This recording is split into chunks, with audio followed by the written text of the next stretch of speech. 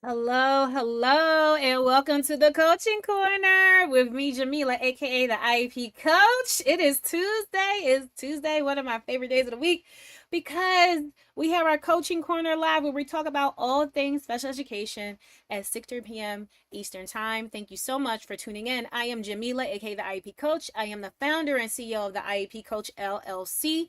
We are an education company and we specialize in providing support to special education teams, teachers, and paraprofessionals so they can thrive in their roles, stay in compliance, and keep their schools out of litigation. All right. That is a little bit about what we do. And we also provide parent workshops for parent communities. So a lot of our workshops tend to focus on the special education process, IEP process, 504, and then also transition planning, meaning how to preparing for life after high school for your child who has an IEP. So that's just a little bit about what we do. Those of you who are coming in, let us know where you are tuning in from. Drop it in the comments.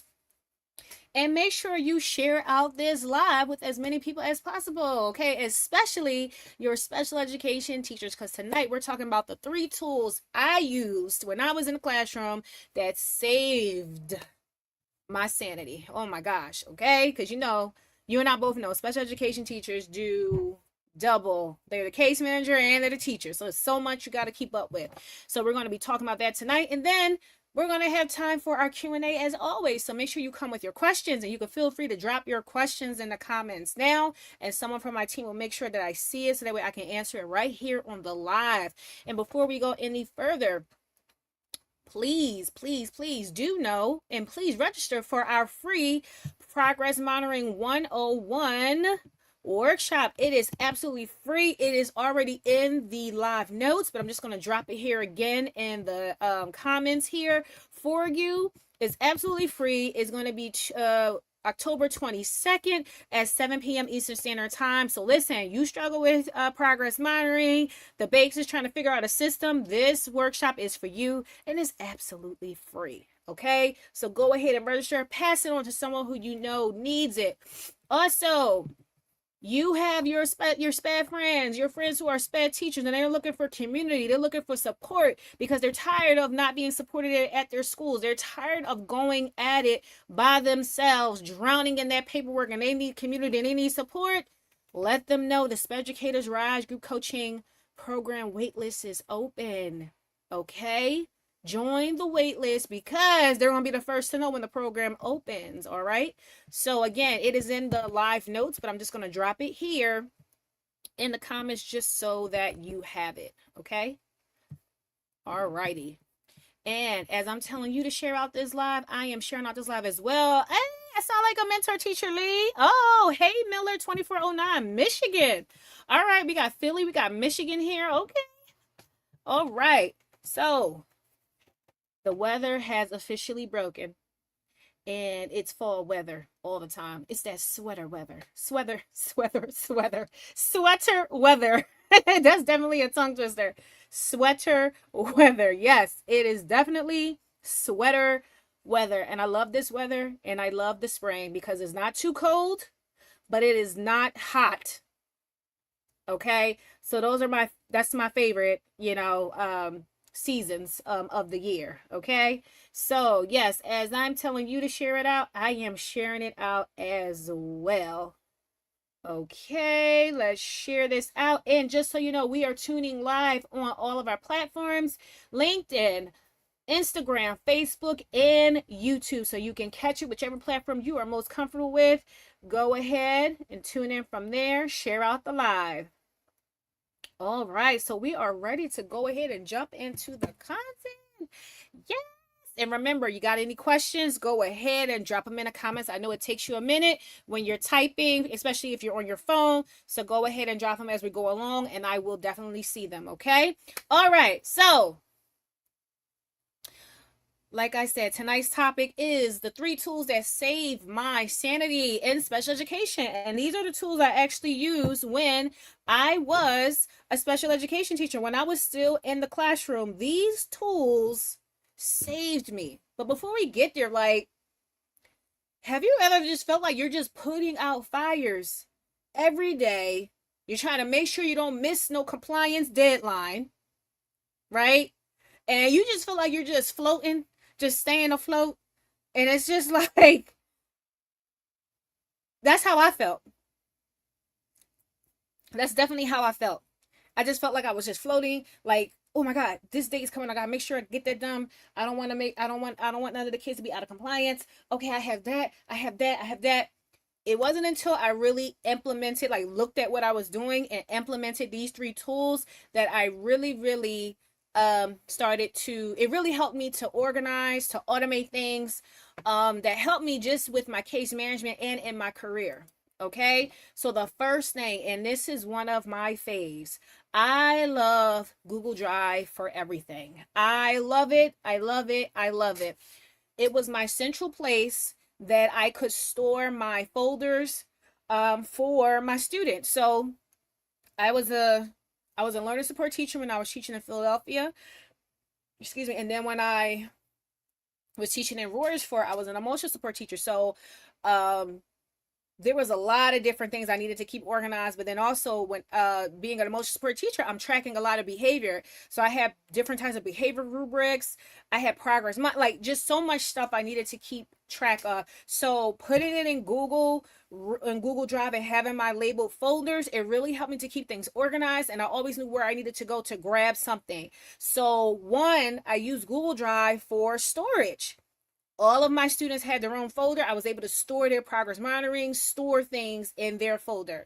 Number two, I also used it for my progress monitoring. I use Google Sheets and I use Google Forms when I was tracking the behavior for my students, because it was a confidential way for me to collect the data on students, because I didn't want to give them this paper and they lose it and then I lose my data.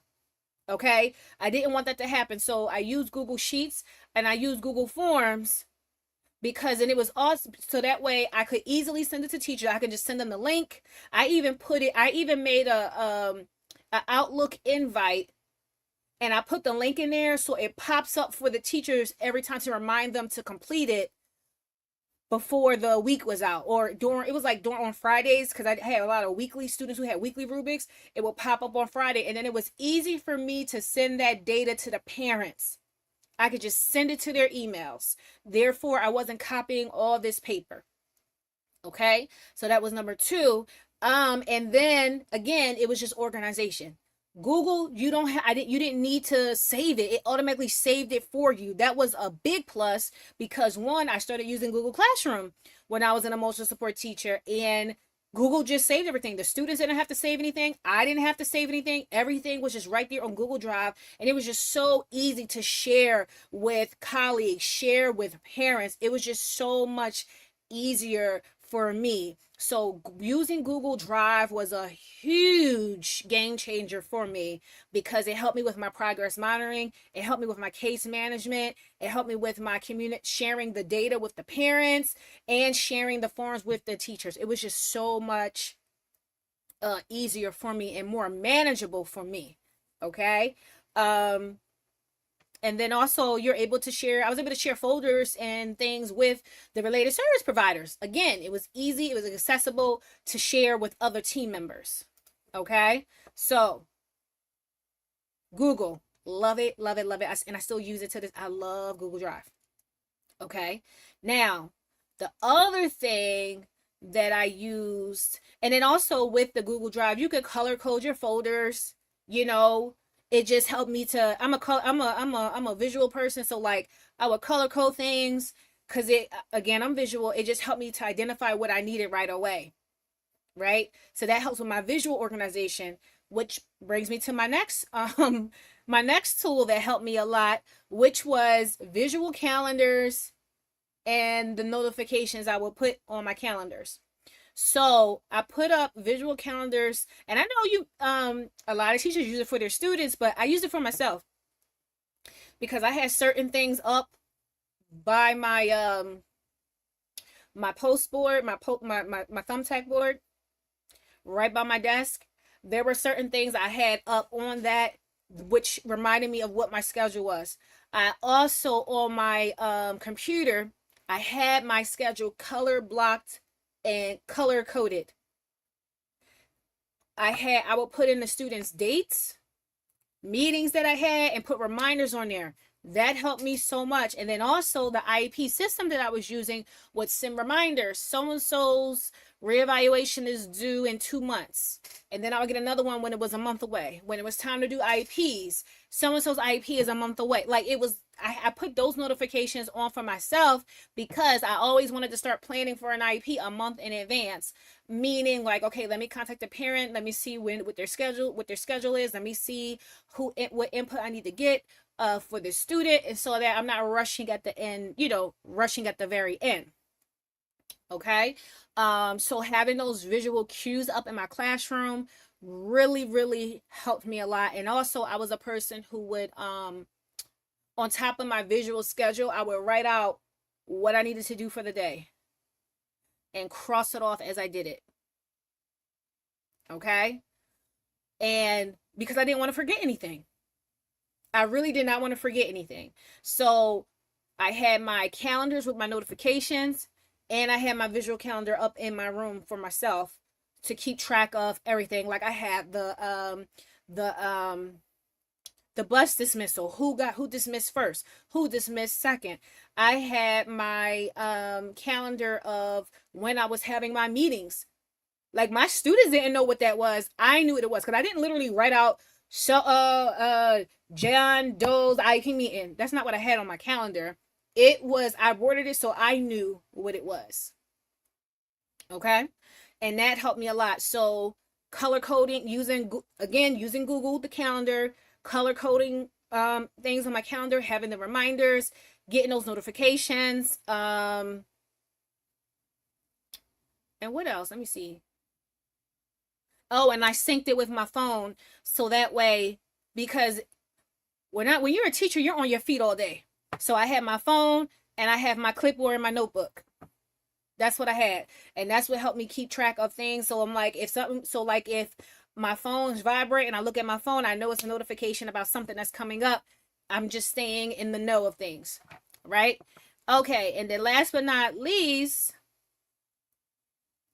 I had a binder system for my students to organize their date, to organize like the paper stuff that they had, because all the progress monitoring wasn't digital. It wasn't all on Google Drive. Some of it was printed, and I needed to organize that information. So my students on my caseload, I got binders for them. I would look and see in the summer whoever had the best sale, if it was Walmart, if it was Target, if it was dollar store, like seeing who had, I'm not gonna say the best deal. I will say the best deal and best quality of binders.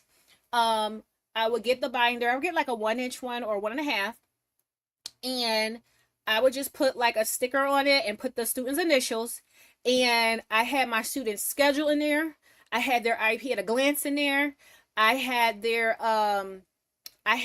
a section to put like all their papers from progress monitoring, and I had communication logs in there, and I had just lined paper in there, notes paper, because if I ever was calling a parent's home, I would grab their binder, and I knew anything I wrote in there was pertaining to that student. Any notes that the student gave me went in that binder because it pertained to them, and I wouldn't lose it. So every time I had an IEP meeting, I would just grab my student's binder and take it with me because I know everything in there pertained to the student whose meeting I was about to have. And then also I had instructional assistants, so I made sure, and they always took clipboards. So I made sure on their clipboard did they have a clipboard? Yes, they had, I believe they had their clipboards, and they had like a small binder, they had a small binder and those meeting agendas. So I made sure every student that they supported on my caseload, they had that student's schedule for the year, and they had their IEP at a glances. So I made sure I printed all that out for my instructional assistants, and I gave them page protectors to put it in so that way it wouldn't get like destroyed or anything. So that way they were set up for success. So that way they knew what they needed to do for the students on my caseload that they were supporting. Okay, so that now some people may be like, okay, that's too much for me doing binders, but for me it was just easy because like yes, some of the things are digital and I can store it in Google, but a lot of their work was on paper. Some of the I want to say the progress model when it came to like math and things like that, they were hand solving it by hand, on the paper. It wasn't online. So I was collecting that, and then their writing samples. I would photocopy it because it was their journals from English. I would photocopy and then put it in the binder. So again, when I'm having a meeting, I got that binder. If I'm calling their house, I'm turning to my communication log, because if I didn't have that and then I have a phone conversation with the parent, I'm trying to make sure I remember everything we talked about and and remember all that after the fact. Whereas when I have the binder and I have the communication section open, I can jot down the date real quick as mom or dad or whoever guardian is talking. I can jot down notes for myself. I can jot down notes about the conversation. So when I send that follow up email, I can remember everything that we talked about because I have my notes right then and there. So those were just three things that really, really, really saved me um for save my sanity when I was a special education teacher, using Google Drive, having my visual calendars with notifications because I have reminders for myself. Excuse me, have reminders for myself. And three fingers, here we go. And using my binder system.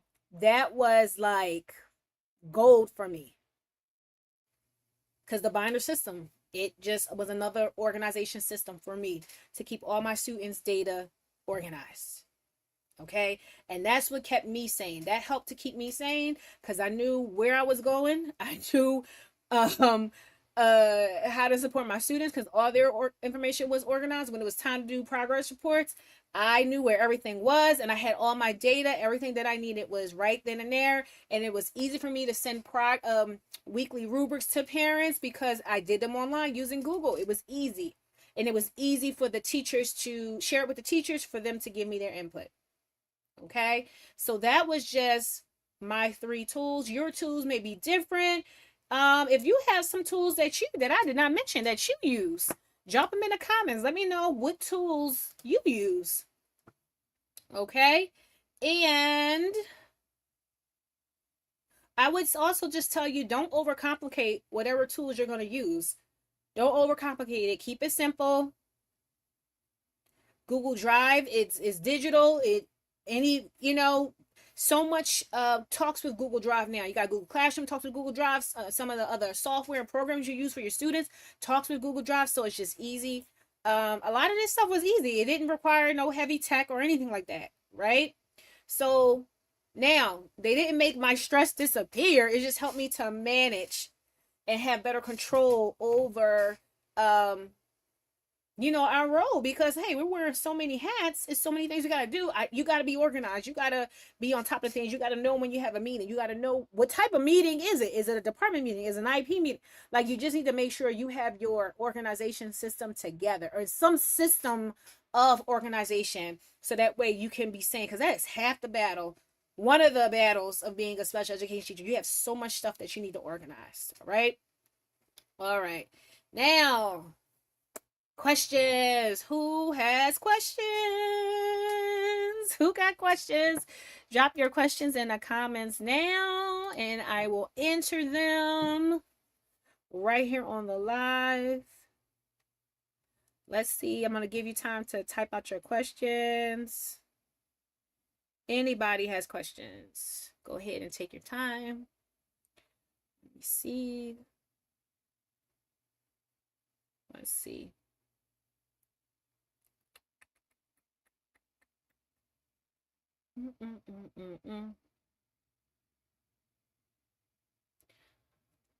Let's check to see if we have any questions. Let me see.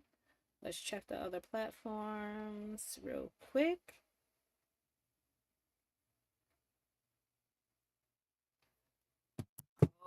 Okay, I don't think we have any questions. If the question comes to you later, feel free to DM us. We're very responsive. Our social media is at the IEP Coach LLC on all platforms. We are very responsive. We can answer your questions. And just a reminder, register for our progress monitoring 101 workshop. This workshop is absolutely free. It is taking place on October the 22nd. I think this is that Tuesday. It's a Wednesday. October 22nd is a Wednesday. So it's in the show, it's in the live notes. I'm just sharing it again for you. And if you know of a special education teacher who is in need of support because they're not getting the support in school, in their schools, they're not getting support with the things that are related to their roles, let them know the Special Educators Rise wait list is open. So they'll be the first to know when the program cohort opens. All right. I'm going to go ahead and share that. Do, do, do, do, do, do, do, do.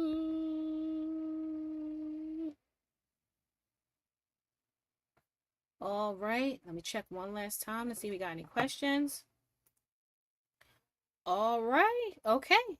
So tune in next week. You're going to hear some live testimonials from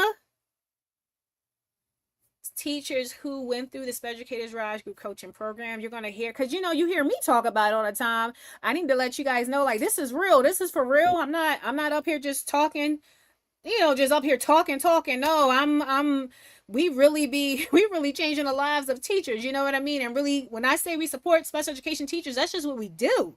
Okay, that's what we do. All right. So we're gonna have some one of the teachers come on the live and talk about their experience with the Special Educators Rise Group coaching program and how it has impacted their teaching. All right. So we will see you guys next week. Remember, be safe. Be kind to yourself. Remember your capacity because you're one person.